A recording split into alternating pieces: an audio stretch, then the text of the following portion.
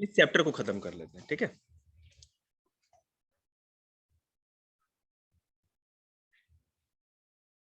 देखो, मैंने first class lever, second class lever ये सब बता दिया था। इंक्लाइन प्लेन क्या होता है? इंक्लाइन प्लेन मतलब कि जो स्लोप नहीं होती है, जैसे जो अपाहिज लोग होते हैं, हैंडीकैप लोग, उनको चढ़ने के लिए जो होता है एक तरह से वो स्लाइड बनी होती है, उसको इंक्लाइन प्लेन कहते हैं, ठीक है। A slope is an incline plane, कोई भी स्लोप को इंक्लाइन प्लेन कहते हैं। जब आप लोग क्या कहते हैं, चींटी से थोड़े से बड़े बालक रहे होंगे तो वो उससे स्लाइड से आप लोग रगड़ खाते हुए नीचे आते थे ना आप लोग झूले पर, तो वो भी हुआ। तो इंक्लाइन प्लेन मतलब कभी स्लोप, जैसे मान लीजिए कोई हैंडीकैप है जिसको व्हील चेयर पे है, तो वो जिन्नों पे कैसे मेढक की तरह कुत्ता कुत्ता थोड़ी जाएगा, नहीं हो सकता ना। तो या मान लीजिए कि कोई पुलिया है, किसी के ऊपर चढ़ना है या ब्रिज के ऊपर चढ़ना है, तो ब्रिज पे जिन्ने लगे हों तो सीढ़ी पे हम और आप चल सकते हैं, लेकिन अगर व्हीकल को जाना होगा तो एक स्लोप ही होगा ना। तो इंक्लाइन प्लेन क्या होता है कि इससे ये हेल्प हो जाती है, वो हमारी मेहनत को कम कर देता है। तो मशीन मैंने आपको बताया था ना, दुनिया में कोई भी ओ बैठ के भाषण काम कर लिया बेटे। हाँ, गुड़िया पहले ही समझदार है, निकालो। जैकेट के अंदर फंसा हुआ बच्चा। तो आप ये समझ गए मशीन किसको कहते हैं, पर आप बताओ। मशीन जैसे मैं पूछूंगा, रुक तो जाओ। देख बेटा, पहली बात ही है, कोई घबराने की बात ही नहीं है, ये तो अपना चौपाल है, एकदम सरपंच जी बैठे हैं, कोई चिंता की बात नहीं। तू बता यार, इससे थोड़ा पूछ ले, बोल। मशीन जो हमारा काम है, हाँ ऐसा ही था ना। देखिए, वहां पर भी वोटिंग मिल गई मुखिया जी की, गुड। अरे आनंद कहाँ है ना? अच्छा पीछे ही हो। रावण को जब तीर लगी ना, तो विभीषण ने बताया कि जो नाभि होती है वहीं पर अमृत का कलश है उनका। नाभि मतलब समझ गए ना आप लोग? हाँ, अरे पेट में, ठीक है। तो राम जी ने तीर मारा, ब्रह्मास्त्र, रावण मर गया। अब रावण मर गया तो पूरे ब्रह्मांड में माना जाता था कि रावण से बड़ा कोई पंडित या विद्वान नहीं, सबसे अधिक विद्वान आदमी था वो। तो अभी वो प्राण निकल रहे थे उसके, थोड़ा टाइम लग रहा था, वेटिंग में है ना, वो जमराज के पास वेटिंग चल रही थी, लेकिन रुक जा अभी थोड़ी देर, तो बातचीत कर ले, फिर तेरे को लेके जाएंगे। तो हुआ क्या, राम जी ने कहा कि भाई लक्ष्मण ऐसा करो, रावण के पास, ये हम लोग बेटे है ना 7th या 6th क्लास में पढ़ी थी जब छोटे थे हम लोग, इंग्लिश की बुक थी, चैप्टर था ये। तो उसमें रावण को, लक्ष्मण जी को बोले राम जी ने कि जाओ आप कुछ है ना उसके पास चले जाओ, कुछ शिक्षा ले लो, ऐसा विद्वान तो कभी पैदा होगा नहीं, उसका कर्म क्या था, पाप क्या था, वो तो उसका सजा पा ही रहा है, लेकिन उसकी ज्ञान का, ये विद्वता का फायदा उठाओ। गए उसके सामने, तो रावण मर रहा था, और आप इसको अपने ऊपर मत लेना। तो जहां वो जैसे सोया हुआ था, इस तरह लेटा हुआ था, तो सर के पीछे जाकर के खड़े हो गए, ठीक है। थोड़ी देर खड़े हुए, और लक्ष्मण जी तो आपको पता ही है, 2 मिनट्स मैगी वाला गुस्सा रहता था उनका, तुरंत दिमाग गरम है ना, दिमाग गरम। 2 मिनट में मैगी नहीं बनती। हाँ मैगी नहीं बनती, मैं तो आधे घंटे में बनाता हूँ। तो उनका दिमाग खराब होने लगा लक्ष्मण जी का, बोले कि ये बड़ी समस्या होगी भाई। गुस्से में आया राम जी के पास, विद्वान है, पागल सा पड़ा हुआ तो है, कुछ बोलता तो है नहीं है, आ कर रहा है केवल। तो राम जी बोले, तो अच्छा कहाँ गए थे तुम? बोले कि पीछे खड़ा था। तो बोले कि यही तो सबसे बड़ी शिक्षा दे दी उसने, ना बोल करके तुम्हें शिक्षा दे दी। अगर आपको किसी से कुछ पाना है या कुछ सीखना है, तो उसके पीछे रहेंगे तो कैसे सीखेंगे, उसके सामने रहना चाहिए ना आपको। और यही महाभारत में भी हुआ था, कृष्ण से मिलने के लिए अर्जुन दुर्योधन दोनों गए थे, ठीक है ना। तो वो सर के पास जाके बैठ गया, सिंहासन लगा हुआ था कृष्ण भगवान के, और कृष्ण भगवान अपना आराम से सो रहे थे, और ये जाकर के पाँव के पास खड़े हो गए अर्जुन जी। तो आंख खुली तो सबसे पहले अर्जुन, अब अर्जुन दिखा तो अर्जुन का काम, अरे अर्जुन, तो कहते हमको तो देखा नहीं सिंहासन पे बैठा हूं मैं। तो वही बात। अब हम लोग साइंस पे आ जाते हैं, मजेदार स्टोरी थी। ओके, कभी भी किसी से कुछ सीखना हो, है ना, तो उसके सामने रहना चाहिए। जगह की दिक्कत है बेटे, तुम अपने दिल पे मत लेना, मैं तो एक स्टोरी सुना रहा था। देखो, और पीछे रहने का फायदा बताओ क्या है? यहाँ से तुमको लैपटॉप की स्क्रीन भी दिख जाएगी और उसको तो नहीं दिखेगा। ये नए जमाने वाली शिक्षा। देखिए, अगर कोई हॉस्पिटल होता है ना, कोई भी हॉस्पिटल होगा तो सीढ़ियों के साथ साथ, या रेलवे स्टेशन हो, पब्लिक प्लेस होगा, हाँ, इनके लिए भी इंक्लाइन प्लेन चाहिए होगी, है ना? तो उसके लिए एक स्लोप बना होता है, ठीक है, जिससे कि वो आराम से उस पर चढ़ सके। अब व्हील चेयर को ऊपर लेके जाना है कि तक, तो वो तो व्हील चेयर ऐसे चलते के जा सकती है। ओके, आगे देखते हैं। हम लोग मैगी का बात कहते हैं ना, अब मैगी देखिए, वेज। अब अगर फॉर्क, कांटा जो होता है जिससे मैगी खाते हैं, रिटे नेपाली वाली, या नाइफ, चक्कू होता है, एक्स मतलब कुल्हाड़ी, ये सारे मशीनी तो हैं, इनको वेज कहते हैं। A knife, a fork and an axe are all example of wedge. A wedge is thick at one end and thin, sharp edge at the other end. एक तरफ तो मोटा होगा, अगर कुल्हाड़ी का हाथ पतला होगा तो हाथ कट जाएगा ना, एक मोटा होता है ना हैंडल उसका। नाइफ होता है तो एक तरफ मोटा होता है जहाँ हैंडल होता है, फॉर्क होता है, कांटा तो एक तरफ होता है, नहीं तो पता चला कि आप आगे मैगी में डाले, इधर हाथ में भी इधर कांटा आर पार हो गया, दोनों तरफ नहीं हो सकता ना। तो वेज मतलब वो होगा जिसमें एक तरफ शार्पनेस होगी या उसकी धार होगी या नोक होगी, और दूसरी तरफ वो ठीक होगा, मतलब मोटा होगा हैंडल की तरफ, और इससे हमारा काम आसान हो सकता है, ठीक है ना। अब मैगी को बेटा आप कोई है ना ऐसे हाथ से पकड़ के इस तरह से उठा के खाए तो देख करके खाने का मन खत्म। केमिस्ट्री की बुक आपके पास यही पर है? केमिस्ट्री आपके पास थी ना, वो कहाँ गई? मेरे पास केमिस्ट्री ही का है। केमिस्ट्री क्या आपने इंस्टीट्यूट पे हो सकता है, ले आएंगे वहां से। केमिस्ट्री क्या इंस्टीट्यूट आपके पास भी नहीं, शायद मुस्कान के पास है, इसकी बहन के पास। कोई नहीं, जाते समय देख लीजिएगा, कोई बात नहीं, जितने भी इंस्टीट्यूट बुक्स वगैरह ले आएंगे, भूल गए हम लाना। स्क्रू, अब जो स्क्रू होता है, नट आप समझते हैं ना, जैसे यहाँ पर भी देखिए स्क्रू ये लग रखा है, वो जो नट वहां सबसे कोने में लटका हुआ है, ठीक है। अब इससे क्या होता है, ये किसी भी चीज को पकड़ के रखने के लिए या ग्रिप बनाने के लिए अच्छा होता है।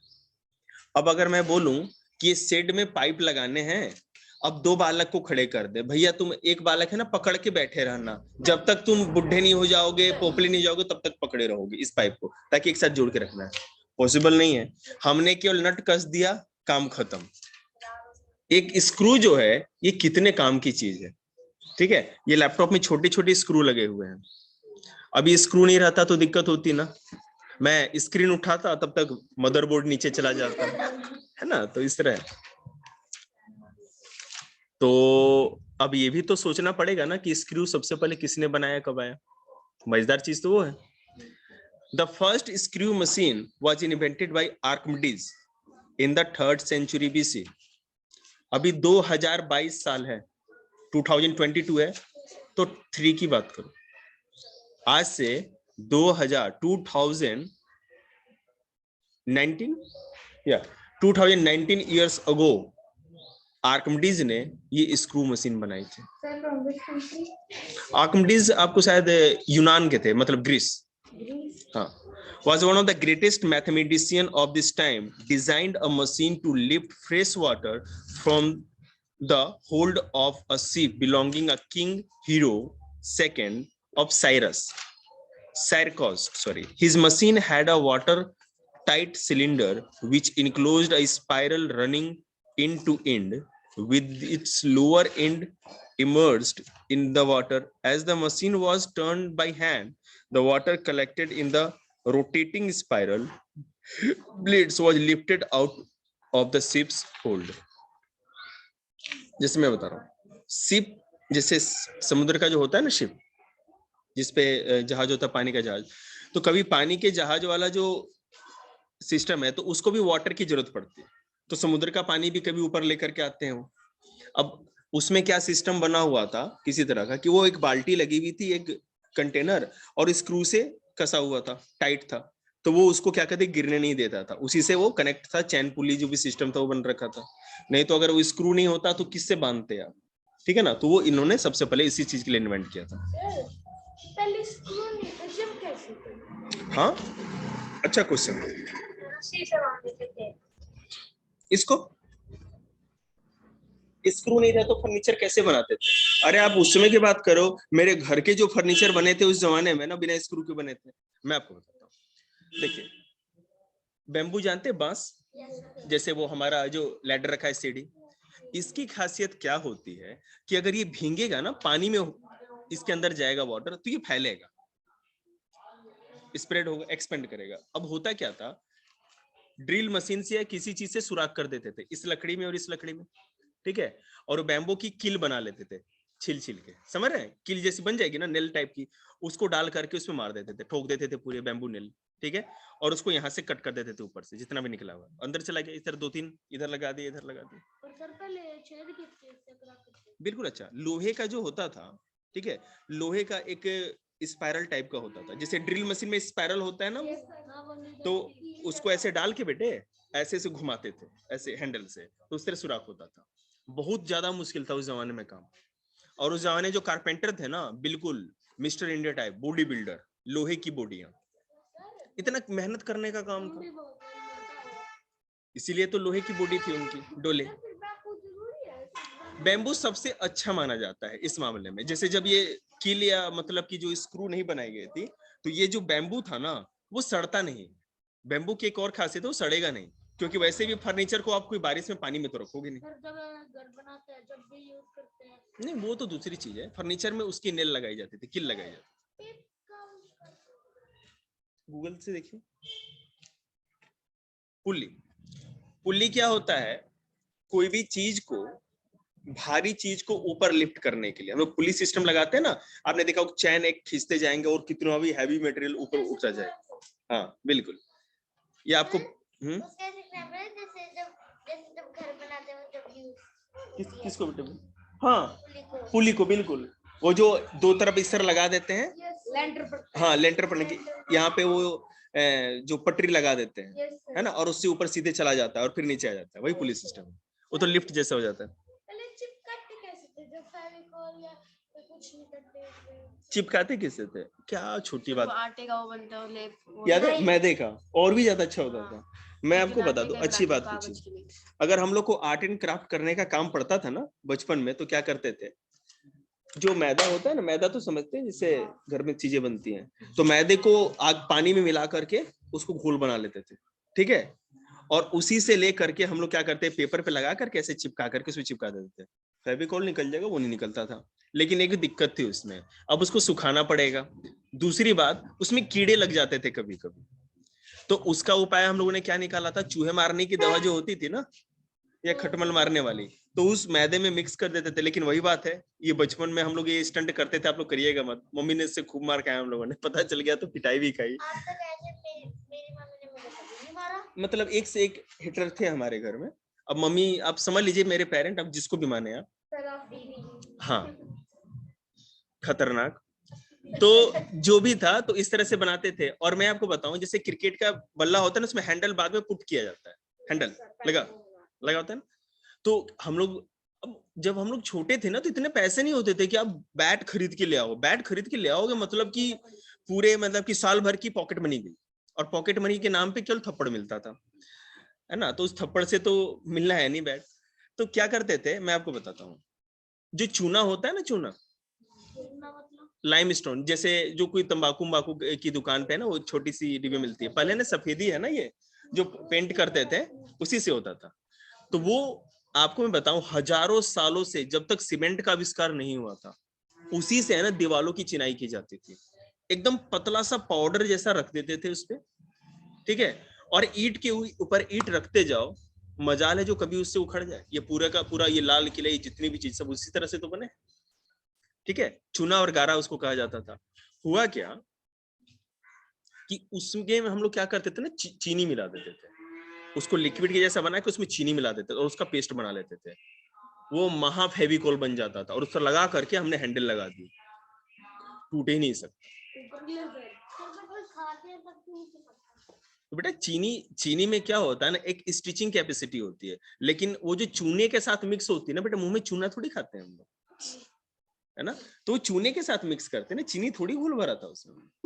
सर फ्लूइड का इन्वेंशन किसने किया? हमें क्या पता, तुम बताओ।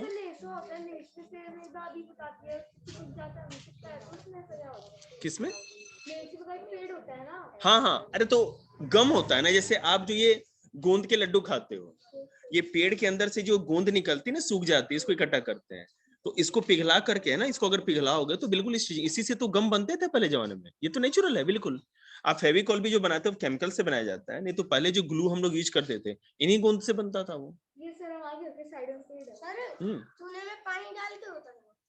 चूने में पानी आप डाल दोगे और थोड़ा चीनी भी डालना पड़ता था, ठीक है ना, पानी कम। हाँ, वो चीनी डालेंगे ना तो उससे ज्यादा वो बन जाएगा। तो हैंडल टूट गया है क्या बैट का? हाँ, करो इंतजाम। और टेप से चिपका रखे ना तो सीधे मतलब लेकर के हनुमान जी की तरह चल मत दीजिएगा उसको, है ना, कुछ दिन तक रस्सी से बांध के 1-2 दिन तक छोड़ देना, ताकि और अच्छे से धीरे धीरे वो काम करता है। चलिए एनर्जी की बात करते हैं। हर चीज को एनर्जी चाहिए। हमने भी चाय पिया है तो इतना भाषण दे रहे हैं, अगर 10 दिन के बरती रहते तो कुछ भी भाषण नहीं निकलता, शब्द भी किस्तों में पूछता हाँ इसी से बोलते है ना। तो energy is the power to do work. किसी भी काम को करने के लिए एनर्जी चाहिए, ठीक है। आप जैसे मुंडी हिला रहे हैं तो शरीर में ताकत है, तभी तो मुंडी हिला रहे हैं।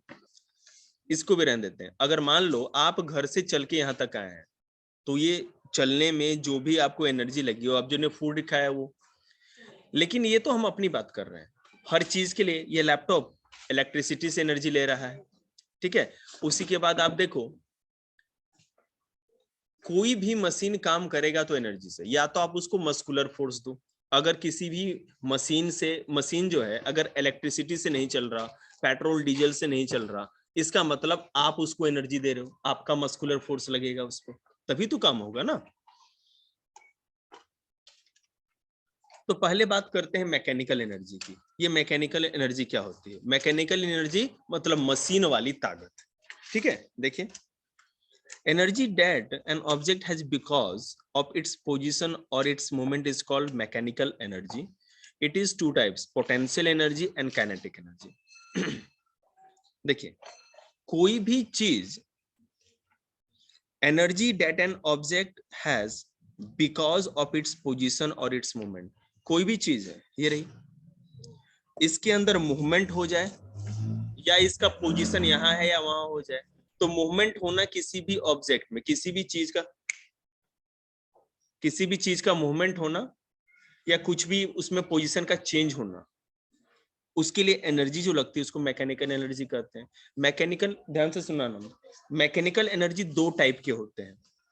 और जो मैं आपको बता रहा हूं ना, ये बड़े बड़े बच्चे कंफ्यूज होते हैं। दीदी भी यहीं बैठी है, ये नहीं होगी। काइनेटिक एनर्जी, इसमें एक पोटेंशियल एनर्जी और काइनेटिक एनर्जी होती है। मानसू दीदी बताएगी पोटेंशियल एनर्जी और काइनेटिक एनर्जी क्या होती है। काइनेटिक एनर्जी जो मैग्नेट वगैरह से निकलते हैं, पोटेंशियल एनर्जी जो पोजीशन एनर्जी। तो बेटे काइनेटिक एनर्जी मैग्नेट से निकलती है मतलब? सर जैसे कि जो हम खुद का फोर्स लगाते हैं उससे काइनेटिक एनर्जी होती है। ओके, देखते हैं। Energy which is moving object possesses is kinetic energy, and the energy which is stored energy of position is potential energy. देखो मेरे कहने का मतलब ये है, पहले मैं आपको पोटेंशियल एनर्जी समझा देता हूं। कोई भी चीज अगर स्टेबल भी है, ईशांत अगर चुपचाप बैठा हुआ है, लेकिन इसके अंदर वो एनर्जी है कि ये दौड़ भी सकता है और चल भी सकता है। वो एनर्जी दिख तो नहीं रही, लेकिन क्षमता है। कोई भी चीज के उस काम को करने की क्षमता ही उसकी पोटेंशियल एनर्जी होती है, ठीक है। आप बेशक बैठे हो, ठीक है, लेकिन आप यहां से हो सकता है 2 किलोमीटर तक चल सकते हो, वो एनर्जी आपके अंदर है। ये हमारा लैपटॉप है, इसमें आधे घंटे या 1 घंटे तक बिना बिजली के, इलेक्ट्रिसिटी के भी चलने की पोटेंशियल एनर्जी है, क्योंकि इस बैटरी से उसको ये पोटेंशियल एनर्जी मिल गई। वो स्टोर्ड है, यूज नहीं भी हो रही है, लेकिन आप चाहो तो यूज कर सकते हो। तो पोटेंशियल एनर्जी वो होती है जो आपके देखते समय यूज तो नहीं होती, लेकिन उसके अंदर क्षमता है कि अगर जब चाहे तो उसको यूज कर ले। आनंद क्लियर, समझे? बिल्कुल। तुम यहां बैठे हो, ठीक है, अगर, लेकिन ऐसा तो नहीं है ना कि तुम्हारे अंदर वो एनर्जी, अभी तो एनर्जी नहीं दिख रही, ना तो आप चल रहे हो ना तो दौड़ रहे हैं। लेकिन अगर आपको कहा जाए तो आप यहाँ से घर तक जा सकते हो, घर से चौक तक भी जा सकते हो, और दौड़ने के लिए कहा जाए तो यहाँ से सीएटी स्कूल तक जाते जाते हो सकता है आप खुश हो जाओ, लेकिन फिर भी इतनी एनर्जी तो आपके अंदर है ना। यही पोटेंशियल एनर्जी, पोटेंशियल एनर्जी जो आपके अंदर होती है लेकिन आप उसका यूज नहीं करते, समझ रहे। और काइनेटिक एनर्जी वो जब आप इसको यूज कर लेते हैं। तुमको पोटेंशियल एनर्जी समझ में आई क्या, बताओ? जो एनर्जी किसी चीज के अंदर होती लेकिन वो उसको यूज नहीं करता। सर मेरी पेंसिल। तुम लोग मौका ही नहीं दिया खोसने का हमको। अब देखिए मैं आपको बता रहा हूं पोटेंशियल एनर्जी और भी अच्छी तरह से।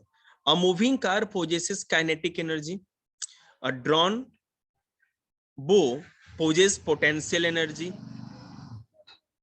जो चीज मूव कर रही है, मैं आपको बता रहा हूं, आप यहां बैठे, आपके अंदर एनर्जी स्टोर है, यह है पोटेंशियल एनर्जी, ठीक है। मैंने तीर धनुष लिया और धनुष के जो भी वो तार होती है जिसको प्रत्यंचा कहते हैं, प्रत्यंचा खींची तो इसका मतलब इसे पोटेंशियल एनर्जी है। और जैसे ही मैंने तीर छोड़ दिया, ठीक है ना, ये छोड़ दिया तो तीर जाने लगी, मतलब वो हो गया काइनेटिक एनर्जी। जो चीज एनर्जी यूज कर रही है, मूवमेंट कर रही है, काइनेटिक एनर्जी।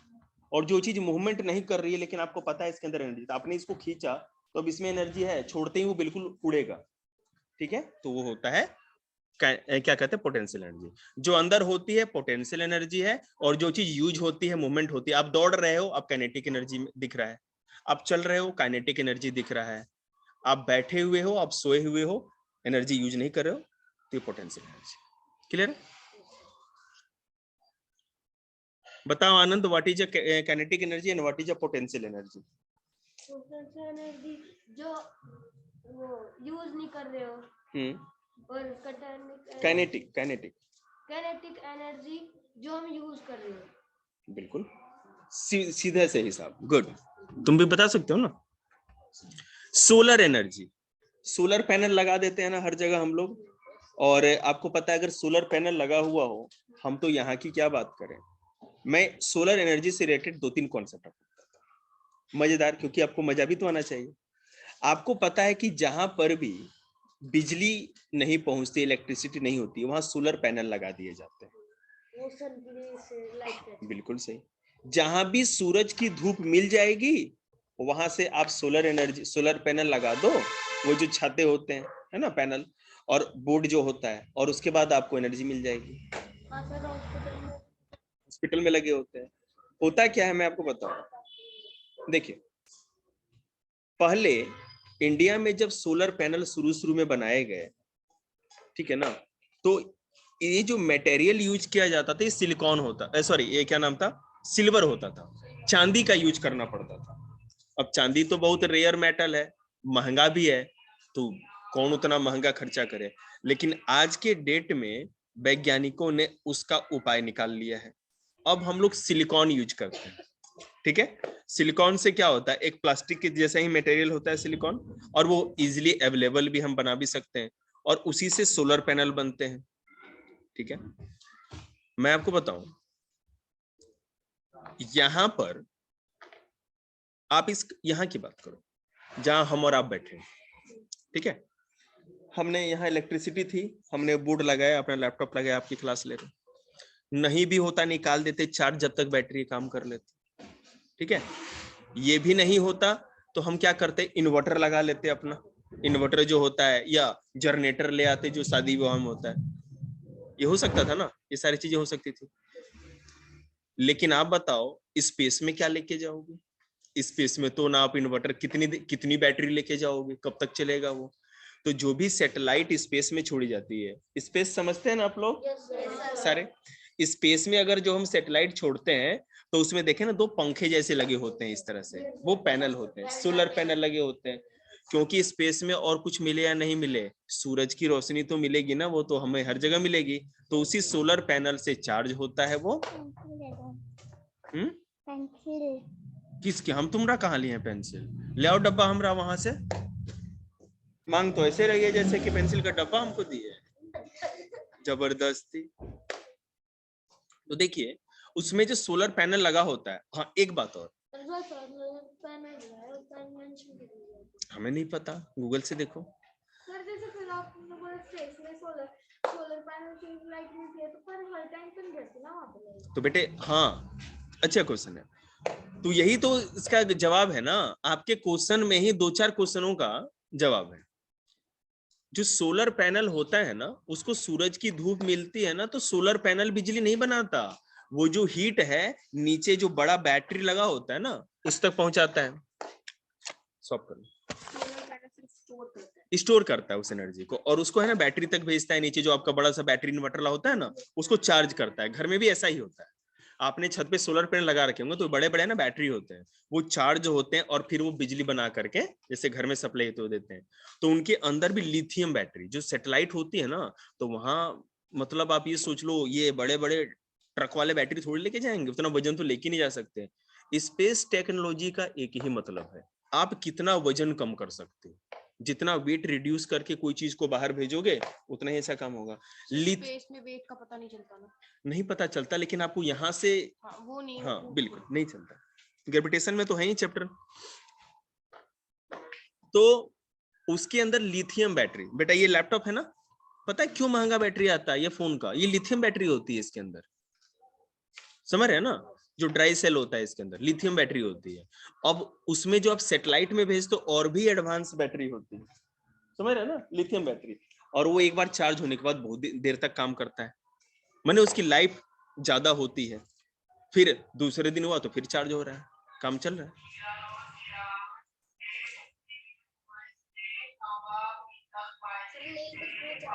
हाँ बोलो ना। हैं? जियोड, गुड, पढ़ा है बबुआ, सर ने बताई थी।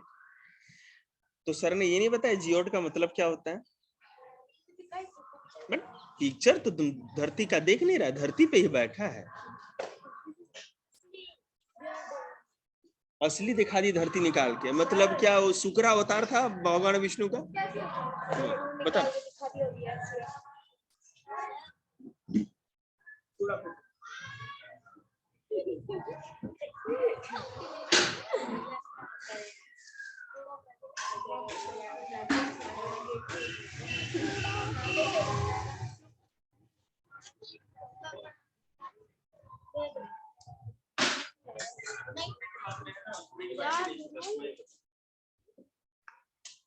क्या हुआ?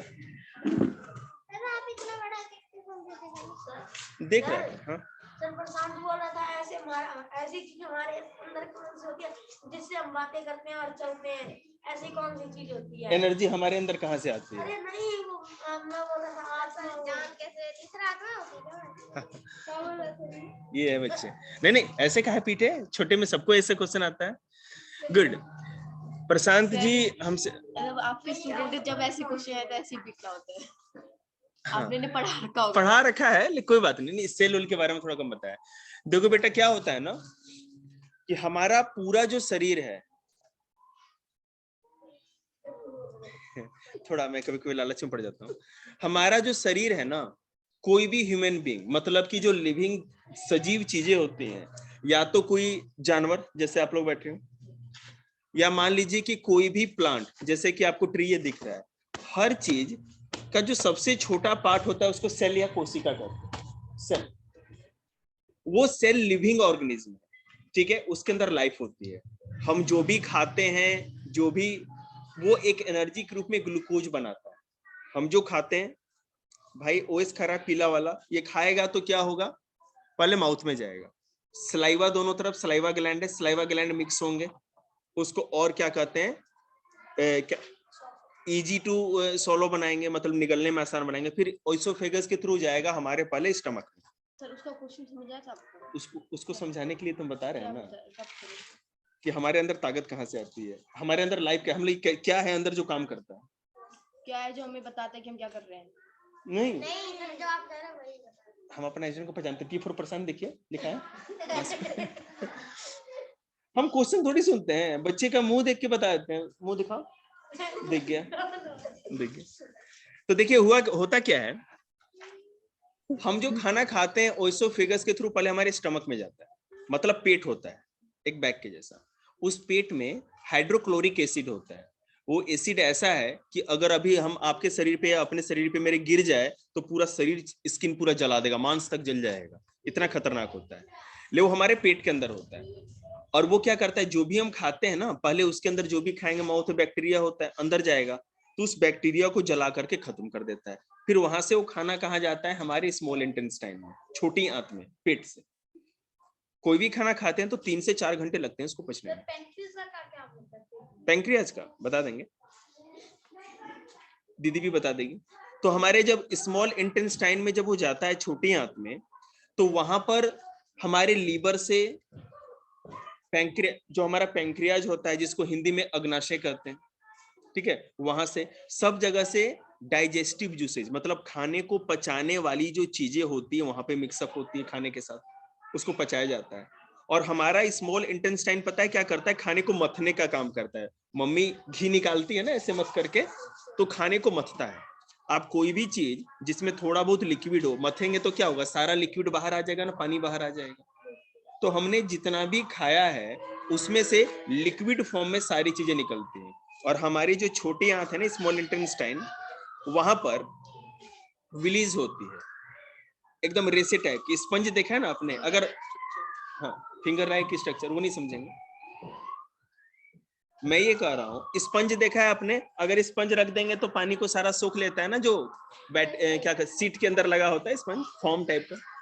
तो वो एक तरह का फॉर्म टाइप का, स्पंज टाइप का होता है।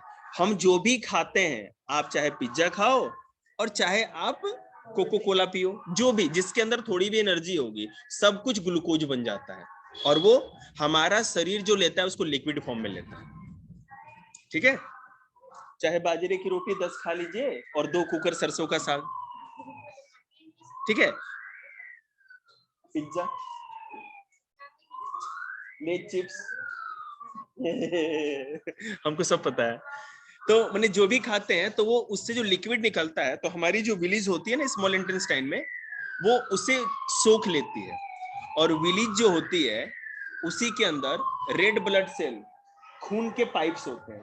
तो जो भी हम खाते हैं वो लिक्विड बन जाता है और खून में मिल जाता है, ब्लड में। और वो ब्लड कहाँ जाता है, हमारे छोटे छोटे बॉडी में जहां भी सेल होते हैं वहां तक जाता है। अभी बीच में सेल तक पहुंच गया। हमारा जो सेल होता है इंसान के अंदर है ना, 10 लाख 15 लाख इससे भी ज्यादा सेल होते हैं, और ये बनते और मरते रहते हैं।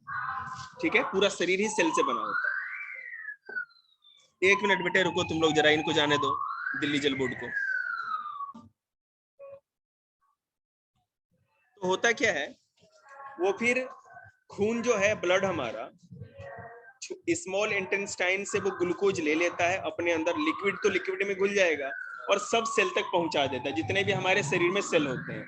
हमारे शरीर में जो सेल होते हैं, ठीक है, वो 80% उसका केवल पानी ही होता है, लिक्विड होता है, पानी उसके अंदर भरा होता है। आप जो सांस लेते हो वो हमारे खून में ऑक्सीजन मिक्स हो जाता है, तो ऑक्सीजन हमारे सेल तक पहुंच गया, पहले उसमें पानी था ही, और आपके स्मॉल इंटेस्टाइन पेट से ग्लूकोज भी वहां चला गया। तो तीनों चीज जब एक साथ मिलते हैं ना, सुन रहे हो ना, तीनों चीज हमारे छोटी आंत या स्मॉल इंटेस्टाइन से जो ग्लूकोज बना लिक्विड के रूप में ब्लड में मिल गया, हमने जो सांस लिया फेफड़ों ने छान करके इसमें से ऑक्सीजन अलग करके खून को दे दिया, वो हो गया। तो खून में क्या क्या, ब्लड में 2 चीज क्या आई, ऑक्सीजन और ग्लूकोज। और सेल में पहले से पानी रहता ही है। ये तीनों चीज जब, अरे चुप रहना पहले, ये जब सेल में पहुंच जाता है, तीनों चीज मिक्सअप होते हैं तो एनर्जी बनती है, और उसी से हमें ताकत मिलती है, जिससे आप लोग यहाँ पर दादा बनने, दादागिरी दिखाना। अरे उतना मत फैलाओ यार, ना तो ये रायता फैल जाएगा, बस एनर्जी तक रहने दो। क्लियर हो गया ना, आत्मा नहीं है, आत्मा आएगी तो हम पहले चले जाएंगे, हमें बहुत डर लगता है। भौतिक ज्ञान की। हाँ, आप मतलब अध्यात्म में मत जाइए, आत्मा परमात्मा ले।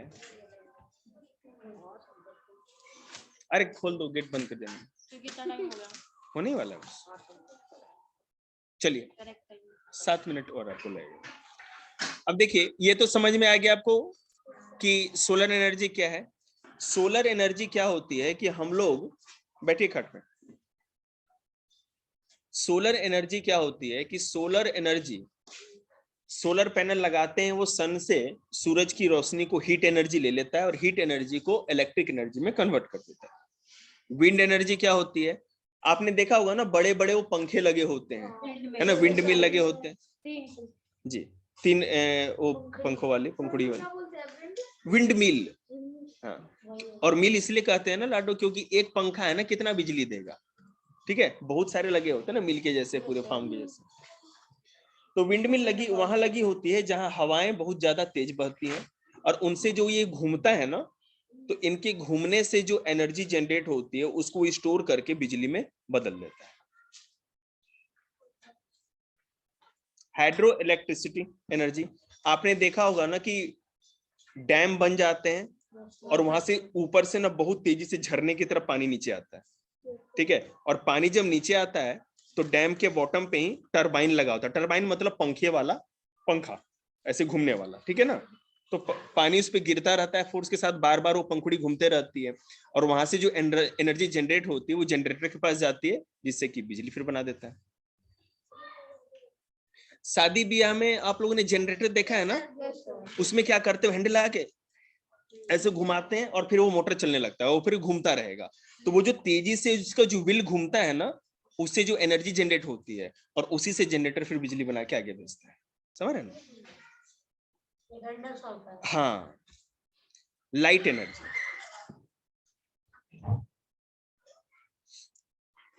लाइट एनर्जी का क्या कहना, लाइट तो आप देख ही रहे हैं, लाइट से कितनी एनर्जी है, सूरज की लाइट है ही, उसकी लाइट है ही, ठीक है, सबकी।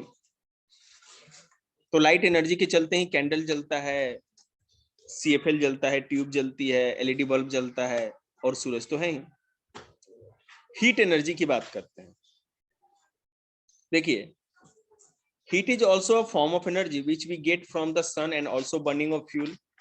कोई भी फ्यूल जलेगा तो उससे भी हीट एनर्जी मिलती है।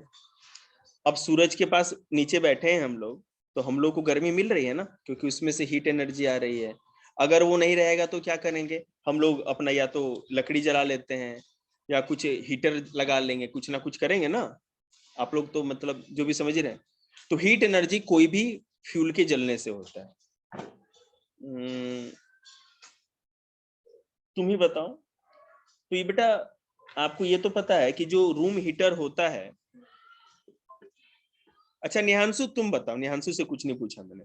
निहांशु, जिस तरह से आपको पता है जब लकड़ियों को जलाते हैं तो आपको हीट मिलती है, तो सूरज से हीट कैसे मिलती है निहांशु, उसमें क्या जलता है, क्या होता है? सर सूरज के अंदर सर गैसेस होती हैं जो मिलके हीट कौन सी गैसेज?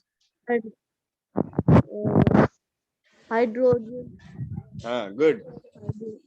सूरज ही नहीं, दुनिया के जितने भी स्टार आपको दिखते हैं ना रात में, आप लोग तो दिल्ली वाले हो, आप लोग को कम दिखता होगा, साफ इलाके वाले जो लोग होते हैं ना गांव देहात के, उनको पूरा आकाश साफ दिखता है। राजस्थान का कौन है यहाँ पे? अच्छा निहांशु ही है सर ऑनलाइन।